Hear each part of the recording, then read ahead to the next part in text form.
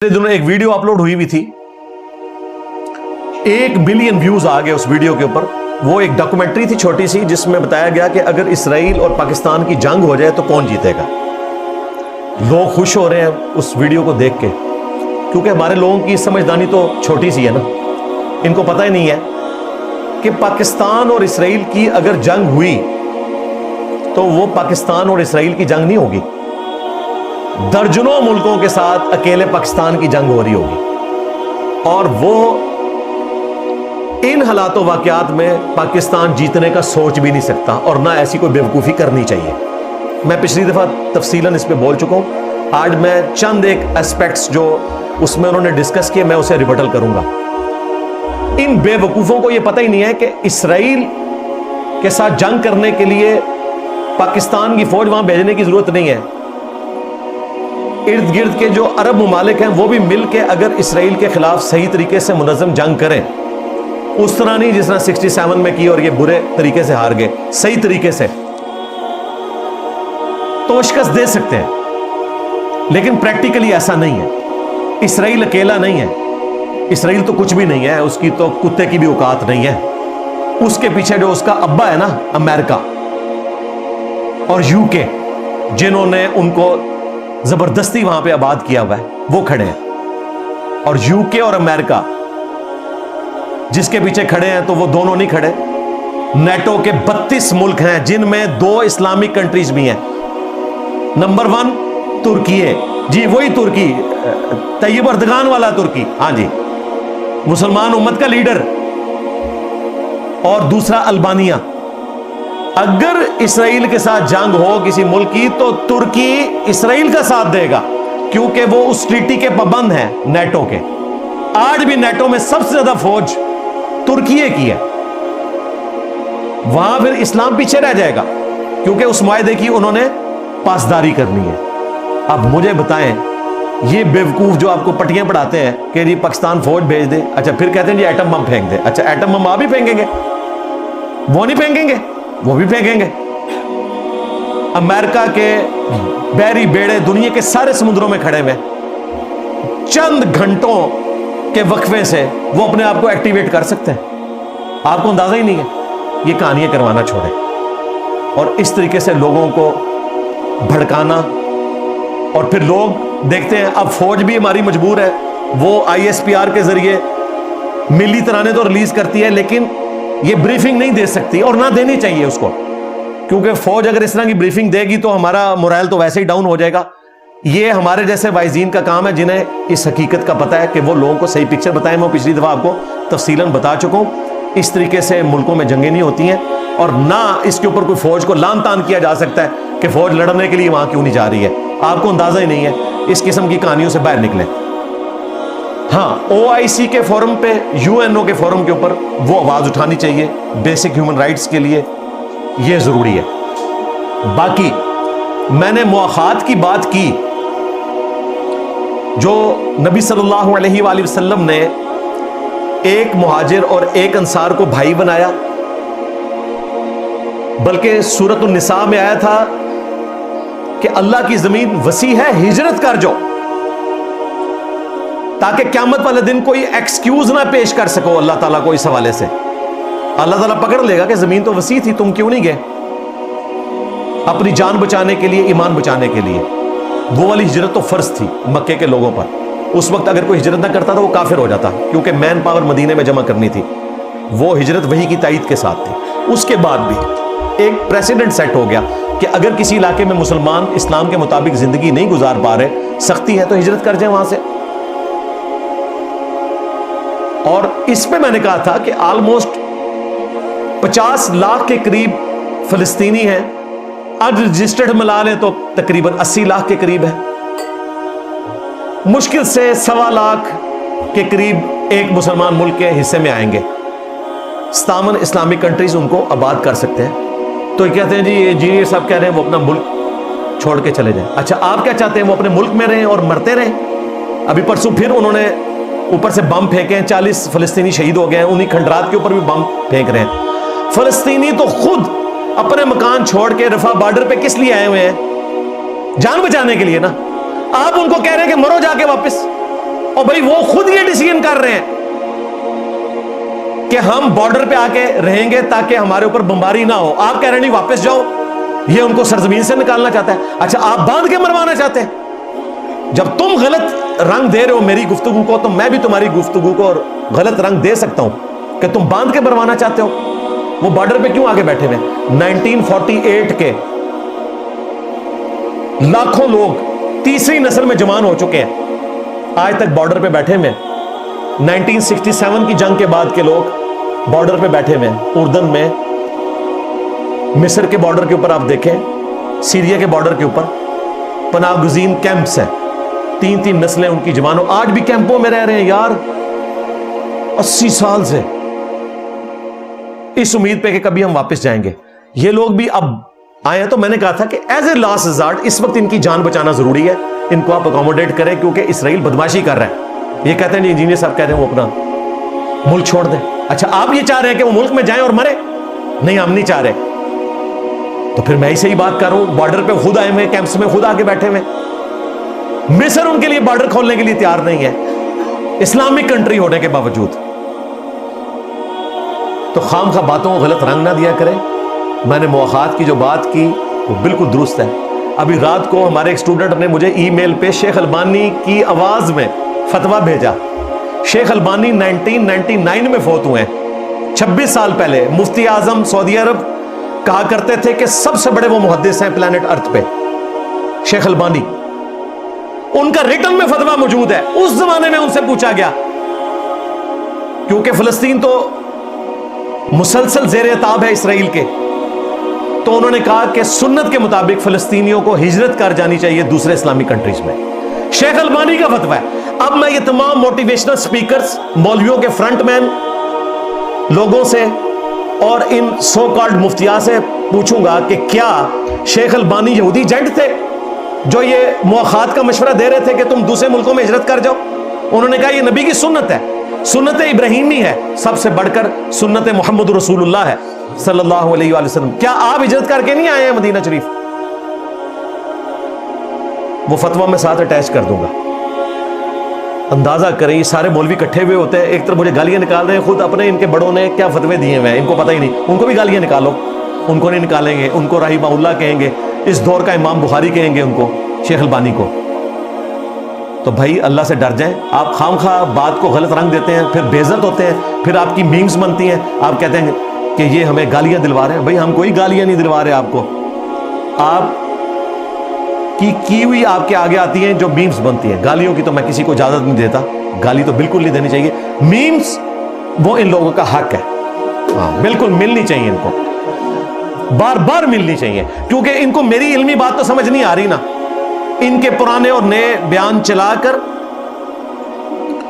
اور جو ان کے دعوے ہیں ان میں ان کو ایکسپوز کریں, تو پھر ان کو پتا چل جائے گا کہ یہ اتنے بڑے بڑے دعوے. ابھی ہمارے جو بھائی ہیں ساحل ندیم بھائی, میں تو ان سے ایکسپیکٹ نہیں کر رہا تھا.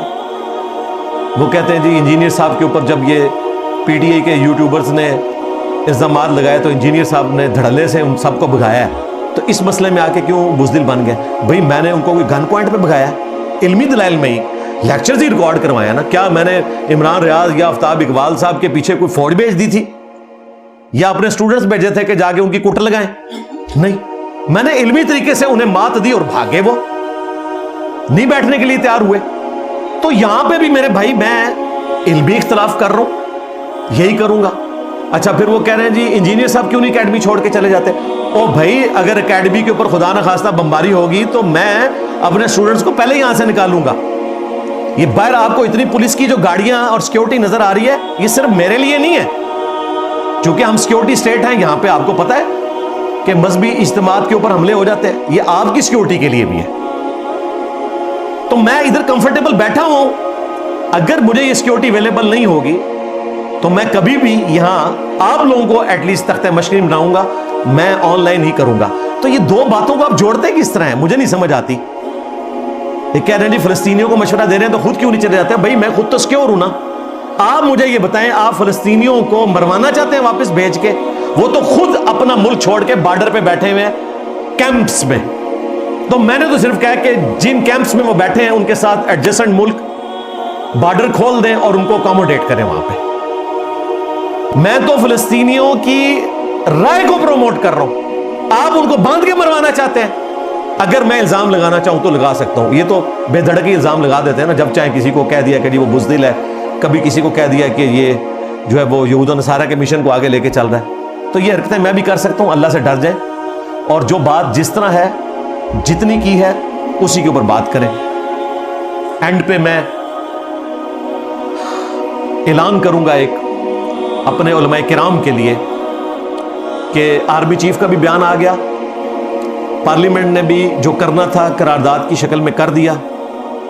अब हमारे उलमाए किराम हमें बताएं कि आगे क्या करना है।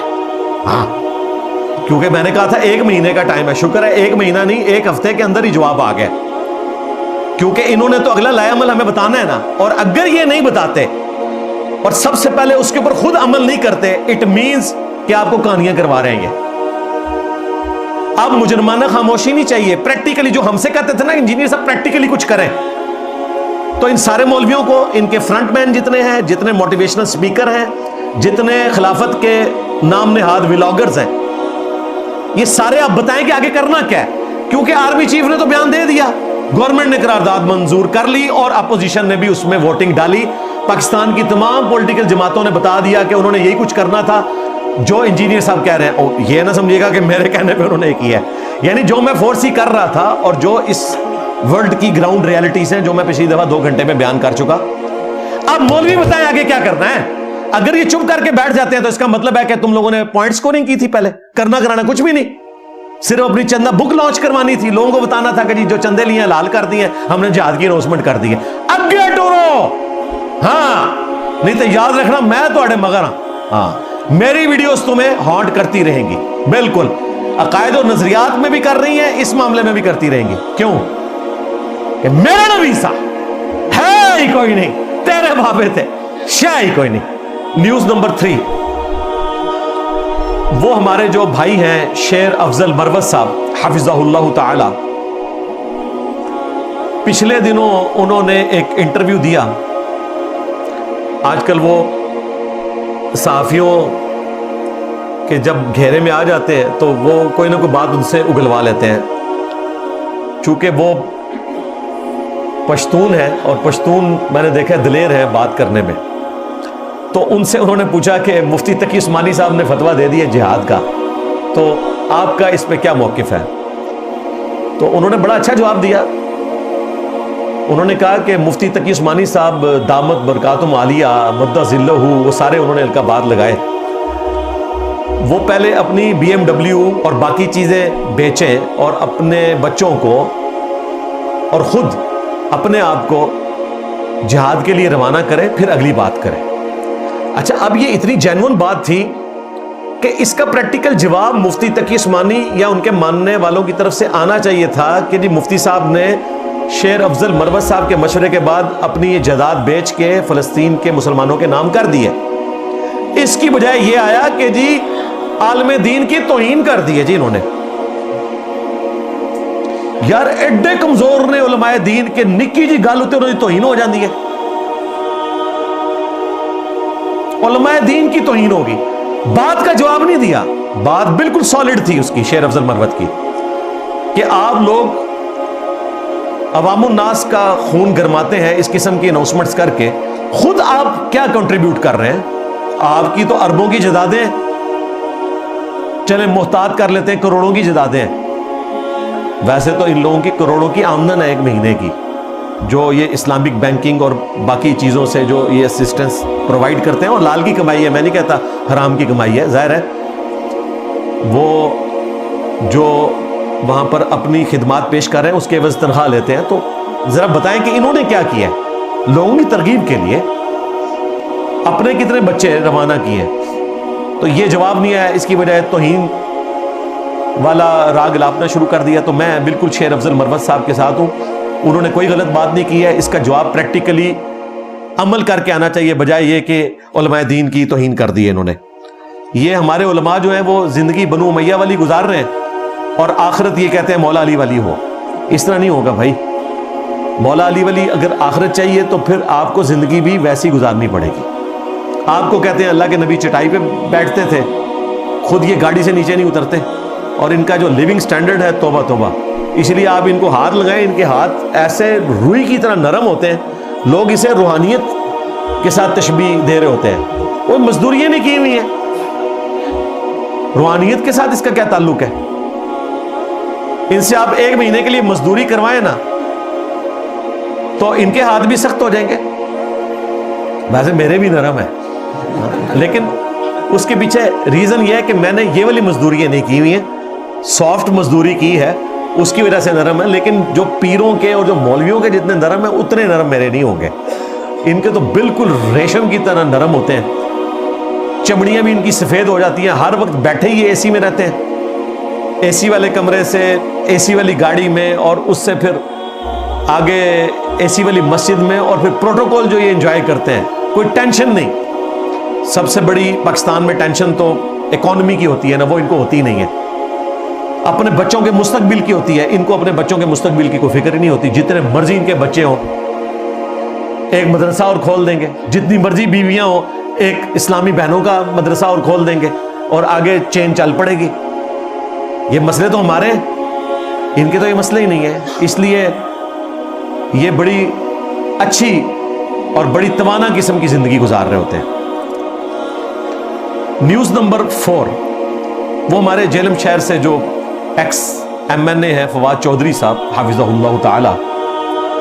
آپ کو پتا ہے میرا ان سے سخت اختلاف ہے, اور میں پچھلے 5-6 سالوں میں اس اختلاف کا اظہار اپنے پلیٹ فارم سے ویڈیوز کی فارم میں کر چکا ہوں. جب بسنت والا مسئلہ ہوا اس وقت یہ وزیر تھے, میں نے آڑے ہاتھوں ان کو لیا. رویت حلال کمیٹی کا جب ایشو ہوا اس وقت بھی میں مفتی منیر صاحب کے ساتھ کھڑا ہوا, اور میں نے فواد چودھری صاحب کو اس وقت بھی آڑے ہاتھوں لیا. اس کے بعد جب عمران خان صاحب کو انہوں نے پھونک چڑھائی یہاں جہلم اسٹیڈیم میں تقریر کر کے, اور فوج کے بارے میں چوکیدار لفظ بولا, تو میں نے اس وقت کہا تھا کہ یہ آپ کو پھونک چڑھا رہا ہے, یہ خود اینڈ ٹائم پہ غائب ہو جائے گا. اور وہی ہوا کہ وہ غائب ہو گیا اور خان صاحب جیل میں. ہاں دیکھ لیں, جیل ایک ہی بندہ کاٹ رہا ہے, ہاں باقی صرف اس کے نام کے اوپر ڈالرز بنا رہے ہیں, اور ان کی کبھی خواہش نہیں ہے باہر آئے. ہاں ویسے وہ کہیں گے ہر عید کے اوپر آزاد کروانے کی کوشش کریں گے باتوں میں, لیکن اندر سے نہیں چاہیں گے, کیونکہ وہ باہر نکلا ہے تو ان کے ولاگز کن لوگوں نے سننے, تو وہ صرف خان کو بیچ رہے ہیں. تو میں نے اس موقع پہ بھی فواد چودھری صاحب کے بارے میں بڑی سخت زبان استعمال کی تھی. مہربانی ہے ان کی, سن لیتے ہیں. ان کے جو چھوٹے بھائی ہیں وہ اسٹوڈنٹ ہیں, ادھر آ بھی چکے ہیں میرے پاس, وہ کافی مذہبی آدمی ہے, یہ ذرا سیکولر ٹائپ آدمی ہے. لیکن پچھلے دنوں جو انہوں نے ایکس پہ ٹویٹ کی ہے وہ کمال کی ٹویٹ تھی. انہوں نے علماء کے اس اعلان کے اوپر کہ جہاد فرض ہو چکا ہے, انہوں نے کہا کہ جی جو 100 بڑے بڑے علماء ہیں نا پاکستان کے, جو اناؤنسمنٹ کرنے والے ہیں اور ان کے جو پیشواں ہیں, ان کے پاسپورٹ مجھے دے, میں ان سب کا خرچہ ارینج کروں گا. اور یہ نہ سمجھے گا کہ یہ زبانی بات ہے, اس کے پاس اتنا پیسہ ہے, خاندانی طور پہ بہت سٹرانگ ہے وہ. ہم تو جہلم کے رہنے والے, ہمیں پتہ ہے وہ کر سکتے ہیں واقعی. ان کے لیے 100 بندوں کا ارینجمنٹ کرنا کوئی مشکل کام نہیں ہے. انہوں نے کہا ان 100 علماء کی آپ لسٹ دیں, میں ان کو غزہ بھجوانے کا اہتمام کرتا ہوں. اب یہ بات کر کے وہ سائڈ پہ ہوئے, پھر وہ مولویوں کے خلاف ہو گئے. جی فواد چودھری صاحب جو ہے وہ ہے ہی مولویوں کے دشمن ہے, ٹھیک ہے میں بھی مانتا ہوں کہ وہ مولویوں کے خلاف ہے, لیکن اس بات کا جواب دو. جواب کیا دیا انہوں نے؟ ایک یوٹیوبر اپنا لانچ کیا, وہ بھی ہمارے کراچی کے مفتی صاحب کی طرح آ کے چوک میں کھڑا ہو گیا, لیکن ان سے بہتر فارم میں. وہ تو رات کو 2-2:30 بجے اکیلے کھڑے ہوئے تھے نا, اس نے کو 8-10 بندے ساتھ کٹھے کیے اسی شاندار چوک جہلم میں, جو یہاں سے بمشکل 1.5 کلومیٹر کے فاصلے پہ ہے, اسی روڈ کے اوپر آ کے. اور انہوں نے کہا کہ جی یہ 150 لوگوں کے پاسپورٹ کی کاپیاں ہیں, فواد چودھری صاحب کدھر ہیں, ان کو بھجوائیں غزہ, یہ تیار ہیں. نیچے جناب علماء کے ماننے والے بغلے میں جا رہے ہیں کہ جی فواد چودھری صاحب کو انہوں نے جو ہے وہ دیکھیں کس طرح ناکو چنے چبوا دیے. اس پہ میں صرف یہی عرض کروں گا, رکو ذرا, صبر کرو. اچھا ہاں, جہاں چودھری صاحب کی زبان ختم ہوتی ہے وہاں سے ہماری زبان سٹارٹ ہوتی ہے. फवाद चौधरी साहब ने ट्वीट पे ये लिखा था कि ये जो बड़े बड़े उलमा अनाउंसमेंट कर रहे हैं, इनके पासपोर्ट चाहिए, तकी उस्मानी का पासपोर्ट चाहिए। हाँ, उनके मदरसे में किसी गरीब बच्चे का पासपोर्ट नहीं हमें चाहिए, मुफ्ती मुनीब का पासपोर्ट चाहिए, उसके बच्चों का पासपोर्ट चाहिए। तो उलमा का काम है जरा इनके पासपोर्ट ला के पेश करें, और अगर ये इनके पेश कर देना इन दो बड़ों का खर्चा तो मैं भी उठा लूंगा। लो, मनु अपने जनानी दे पैर फड़ने पे मैं अपना प्लाट बेचांगा, मुफ्ती मुनीब ते तकी उस्मानी नूं ते मैं भिजवावांगा। लो, मेरी तरफों ऑफर ले लो, मैं तो नहीं भाग सकता ना, मैं वीडियो में कह रहा हूं, इनके पासपोर्ट अरेंज करो और जाने का बंदोबस्त करो, इनके लिए कोई मसला नहीं है। अगर इमरान रियाज खान साहब जो हैं वो इतने पहाड़ों से होके यूके पहुंच सकते हैं ना, तो ये भी पहुंच जाएंगे। खर्चा हम अरेंज करेंगे, बाकी पहुंचवाना तो हर जगह आपके मानने वाले लोग मौजूद हैं, इनको पहुंचा सकते हैं। बल्कि उलमा को तो वेलकम कहेंगे इसराइल वाले, वो तो तबलीगी जमात का भी मरकज तल अबीब में मौजूद है। हाँ, कोई मसला नहीं है, तबलीग के बहाने ले जाएं, वहां से जहाद पे रवाना करें। बाकियों की लिस्ट भी मैं तैयार कर रहा हूं इंशाअल्लाह ताला। हाँ, अब ये नहीं कहना बूढ़े हो चुके हैं ये, हमें तो अब हजरत अम्मार इब्न यासिर जो है वो तो जंगे सिफीन में 93 ईयर्स के थे। तुम्हारा तो कोई बाबा 93 ईयर का नहीं है इस वक्त। मुफ्ती मुनीब साहब भी 80 प्लस है, 90 प्लस नहीं हुए। तकी उस्मानी साहब भी इतने थे, तो जंग कर सकते हैं, कोई मसला नहीं है। जाएं, चलें वहां जाके तकरीर करें, हौसला अफजाई करें, मुजाहिदीन को एड्रेस करें। अच्छा, जब इनको कहो ना ये क्यों नहीं जाते, कहते इनका काम है सिर्फ लोगों को ज़हनी तौर पर तैयार करना। ओथे जाके करो ना, ऐसे तैयार करना है। एंड पे फिर मासूम सी शक्लें बनाते हैं कि आप तो जा नहीं सकते, चलें गजा के मजलूमीन के लिए आप चंदा बुक में हमारी मदद फरमाते हैं। एंड पे ये निकालते हैं, पहले खून गरमाते रहते हैं, उनको पता है जाना इन्होंने कोई नहीं सामने वालों ने, फिर एंड पे कहते चले जा नहीं सकते तो चले मादी मदद तो कर सकते हैं ना। वही दिर में कदमे सुखने, ये जो मुहावरतन दिरम यानी रकम, कदमे यानी प्रैक्टिकली चल के, सुखने यानी बोल के, खुद ये सुखने ही है सारे, दिर में कदमे नहीं है। कुरान में तो आया था कि अपनी जान और अपने माल के जरिए अल्लाह की राह में जिहाद करो, ये आपकी जान और आपके माल के जरिए अल्लाह की राह में सुखन आजमाई करते हैं सिर्फ। लो जामो, तो फवाद चौधरी साहब की जो डिमांड थी वो अभी तक कोई पूरी नहीं हुई है। दूसरी बात, ये जो 150 बंदों के वो पासपोर्ट की कॉपी लेके आए जो मौलवियों की नहीं थी, आम की थी, फवाद चौधरी साहब खर्चा ना भी दें, ये मौलवियों ने चंदा बुक्स जो बनाई हुई है इनमें से ये 150 बंदा नहीं भिजवा सकते। पूरी जिंदगी इन्होंने जिहाद के नाम के ऊपर चंदे खाए हैं, देवबंदियों ने भी, अहले हदीसों ने भी। तो अपनी जिदाद में से देना। जेलम चौक पे खड़े थे ना, और जिस जामिया हनफिया का हवाला दे रहे थे, उनके जो मोहतमिम है वो करोड़पति हैं, वो 1500 बंदे को भी भिजवा सकते हैं। चलो फवाद चौधरी तो नहीं भिजवा सका, ये 150 की कॉपी उनको देके भिजवाओ ना। सब कहानियां करवा रहे अपने व्यूज लेने के लिए और लोगों के ऊपर अपना रोब डालने के लिए। जी हमने ये काम कर दिया। न्यूज नंबर 6, पिछले दिनों KFC शेखुपुरा में आपको पता है एक मुसलमान भाई हमारा शहीद हो गया जो KFC का मुलाजिम था। बाई चांस उसकी मौत उसे वहां ले आई, उस दिन वो छुट्टी पे था, इसलिए वो नॉर्मल वर्दी में वहां आया हुआ था। और वो खुद बरेलवी मकतब से ताल्लुक रखता है, प्रोटेस्ट करने वाले भी बरेलवी जमात से ताल्लुक रखते हैं। उनकी गोली से वो मर गया।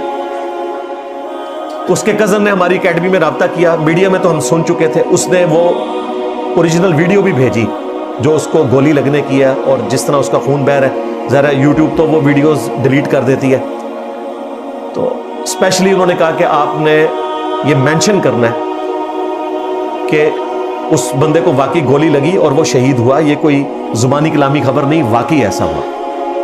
अब मैं अपने इन उलमा से और एहतजाज करने वाले लोगों से पूछूंगा, ये कौन सा एहतजाज है कि जिसमें आप मुसलमानों को कत्ल कर रहे हैं? और एहतजाज के लिए गोली चलाना क्या ये जरूरी है? वो बेचारे बर्गर खाने वाले और खिलाने वाले मासूम से लोग हैं, वो तो आपकी गरजदार आवाज के ऊपर भी KFC से बाहर निकल जाएंगे अगर आपने निकालना था। वैसे तो ये गलत है, एहतजाज का ये तरीका नहीं है। बाइकाट कर रहे हैं जरूर करें, लेकिन आप उसके लिए कैंपेन चलाएंगे, दुकानें नहीं आप बंद कर सकते। तुर्की में 550 से ज्यादा ब्रांचेस जो बंद हुई हैं डंडे के जोर पे हुई हैं, लोगों ने बाइकाट किया कि नहीं खाएंगे, तो वो खुद ब खुद बंद हो गई है।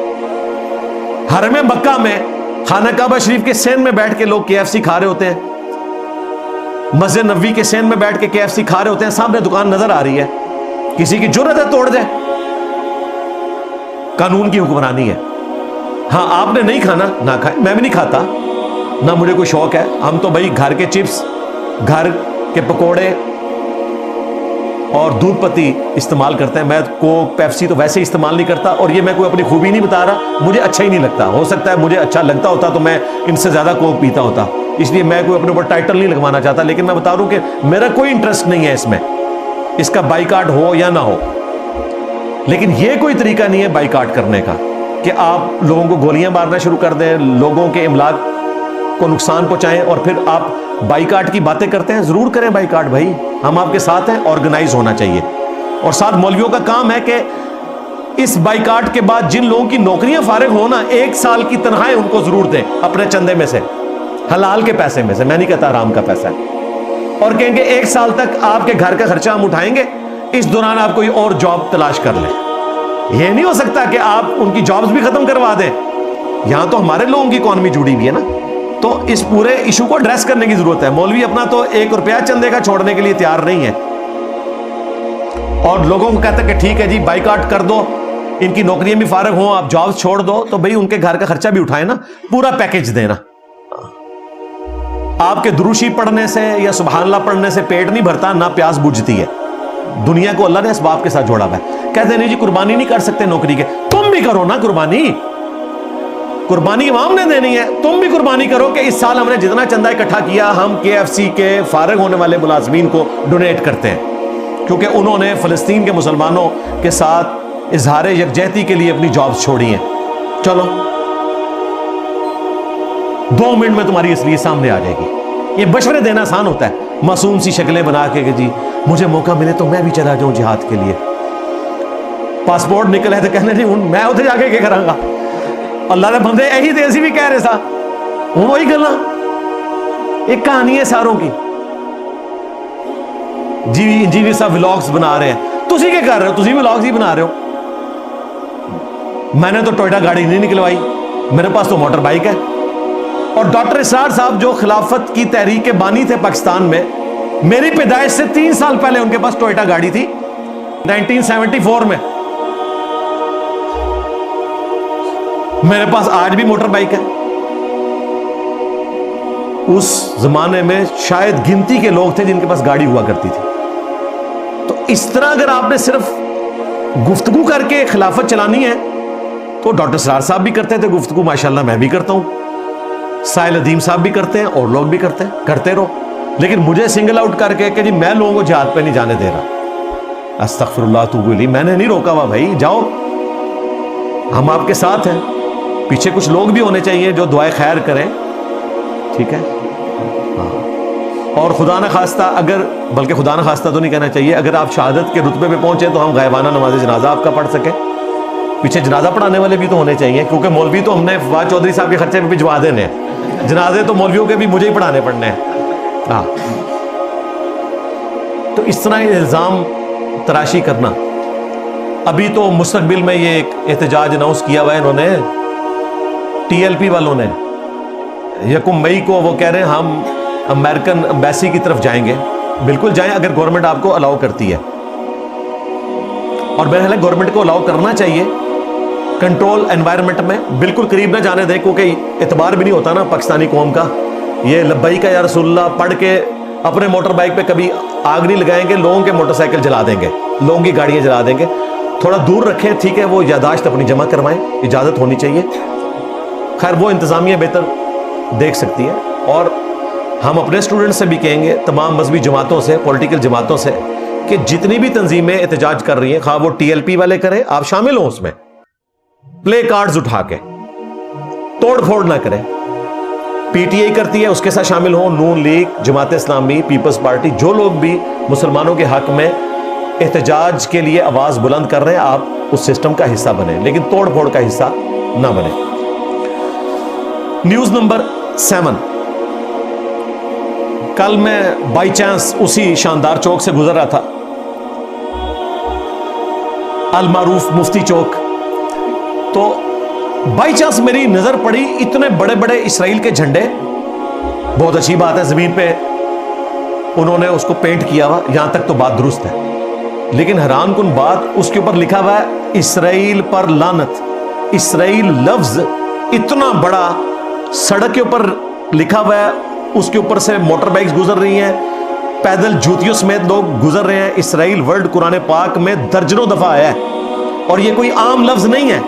इसराइल हजरत याकूब अलैहिस्सलाम का लक़ब है। इसराइल का मतलब है अब्दुल्ला, अल्लाह का बंदा। इसराइल की रियासत से में इख्तिलाफ है, और यह ना समझिएगा कि ये इसराइल कोई और नाम है और याकूब अलैहिस्सलाम का जो लक़ब इसराइल और है, सेम है। वो भी हजरत याकूब अलैहिस्सलाम के मानने वाले हैं टेम्पर्ड फॉर्म में, जिस तरह क्रिश्चियंस ईसा इब्न मरियम के, और मुसलमान भी टेम्पर्ड फॉर्म में ही रसूलुल्लाह को मान रहे हैं सल्लल्लाहु अलैहि वसल्लम, रसूलुल्लाह की तो नहीं मान रहे। तो इसराइल कुरान पाक में दर्जनों दफा आया। सूरह बनी इसराइल कुरान में मौजूद है, 15वां पारा स्टार्ट ही उससे होता है। अब इस नाम की तौहीन करना और कहना कि जी ये, और इसराइल लिखा भी वो उर्दू में है, यानी कि अरबी रस्मुल खत में, तो वो कुरान पाक के हरूफ तहजी हैं। हमें तो आला हजरत फतावा रज़विया में बता रहे थे, बापा जानी ने वीडियोस में बताया, फजान सुन्नत में लिखा कि आप अबू जहल और काफिर का नाम भी अपनी जूती पे या जमीन पे नहीं लिख सकते कि कुरान के हरूफ तहजी हैं। और यहां पूरा एक पैगंबर का लक़ब जो कुरान में दर्जनों दफा आया, इसराइल, बनी इसराइल भी आया, सिर्फ इसराइल भी आया, बनू इसराइल भी आया, वो आपने जमीन पे लिख दिया। वैसे तो लानत जो वर्ड है ये भी कुरान का वर्ड है, लानतुल्लाहि अलल काज़िबीन, ये भी नहीं आप जमीन पे लिख सकते कि इसकी बेहुरमती हो। लेकिन हम तो उस मुल्क में रह रहे हैं कि जहां टॉयलेट्स में शिया काफिर के नारे लिखे गए।